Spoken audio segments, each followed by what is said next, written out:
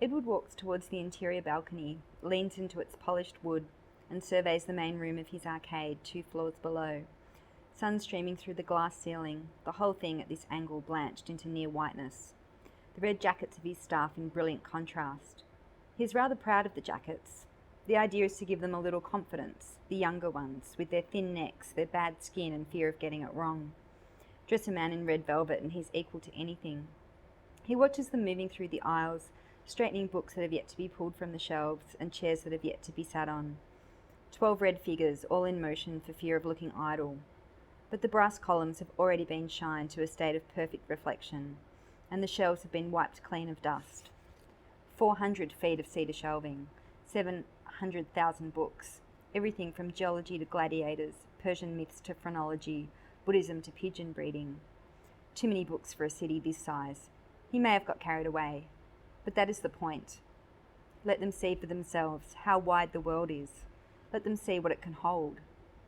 He was 25 the first time he entered a large public library and was almost flattened by the weight of his own ignorance. There was just so much there. He'd hoped to find a book on carpentry. There were more than a dozen. He chose one at random, his hands grey against the paper, despite the cake of good soap the library provided. He was sleeping in the street then, living in a world of dark and narrow lanes, and the sudden excess of light and space and knowledge was brutal. He felt exposed in its glare, grubby and uncouth. He slid the volume back. There was shame in the way he dropped his head, his hand trailing columns on his way out. But by looking down, he saw a simple plaque, missed on entering, which read, "For the people of the city." It stopped him in his tracks. The people of the city. Wasn't that him? It was true, he was grimy, ignorant and all the rest, but that library was there for him. He could read any book he liked. He could read all day, every day if he chose. Nothing was stopping him. Nothing.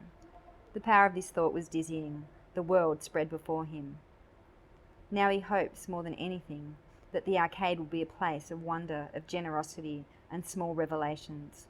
And if he is cheated a little, exaggerating the number of books, both in his ads and in the careful placement of mirrors, then it is all for the cause.